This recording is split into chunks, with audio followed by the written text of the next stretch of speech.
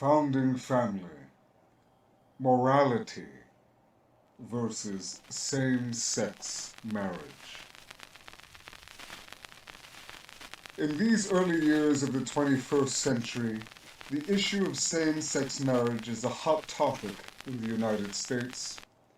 A groundswell of civil disobedience is afoot, wherein couples of the same gender are being wed by various government officials as a test of existing laws.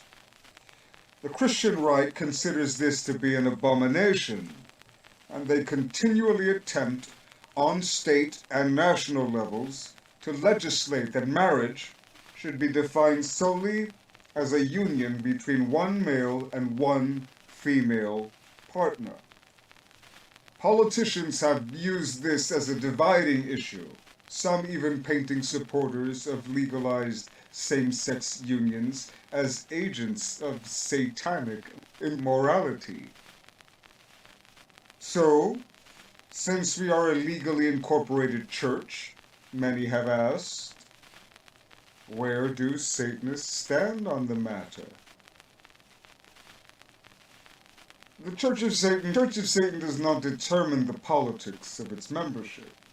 However, there are basic tenets shared by our adherents, and so we Satanists generally agree on certain political points relating to the advancement of individual liberty.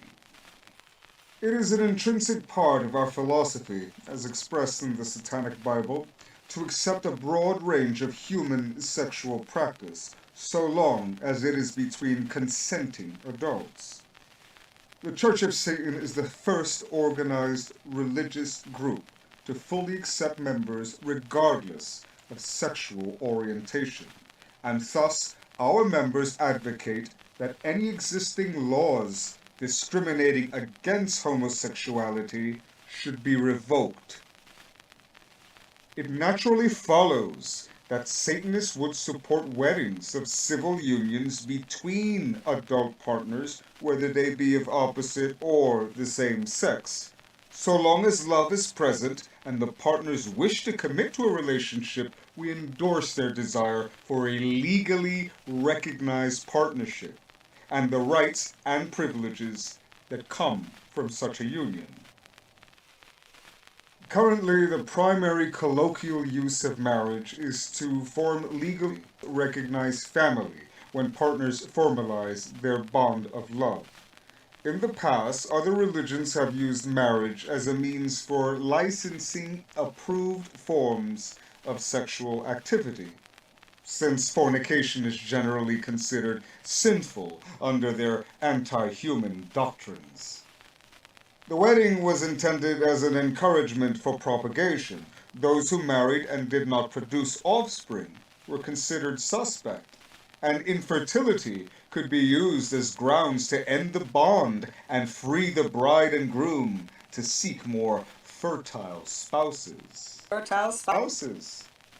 Overall, the institution was held to be sacrosanct, serving to enforce Christian morality as the standard for behavior. Those days are over. Let's not go retro on this one.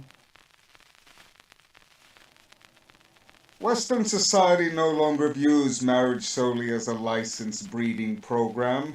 Married heterosexual couples who cannot or choose not to reproduce are not stigmatized as being inferior in any way to their fruitful competitors. Nor does our society find that marriage is required as a permit for sexual activity.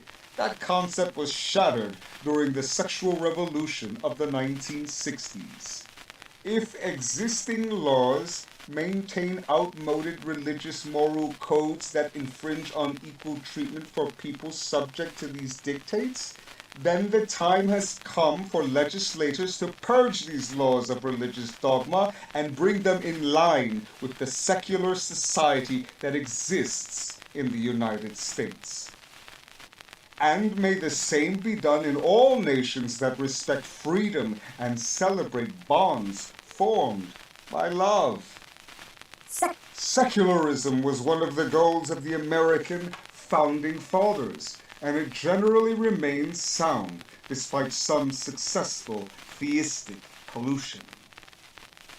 The changing of our national motto from the secular e pluribus unum, out of many one, to the religious in God we trust, and the addition of the religious reference under God to the Pledge of Allegiance are regrettable examples of aberrancy.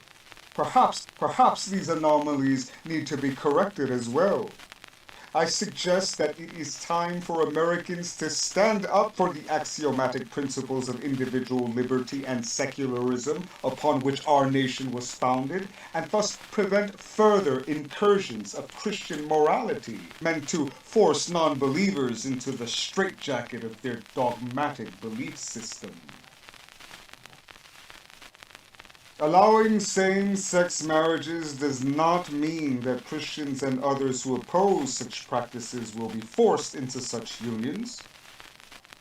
They may find it distasteful, but then when a nation encourages the individual pursuit of happiness, there is no guarantee that everyone is going to like what everyone else is doing. That is a part of freedom, the tolerance of diversity. The idea of amending the U.S. Constitution to bring it in line with Christian dogma should be anathema to Americans who understand its conceptual basis. If they truly held allegiance to the principles upon which this nation was founded, they would be outraged by such flagrant attempts to blur the borders between church and state. Over time, the resolution of this issue will serve as a barometer for gauging the tenor of a nation's basic character.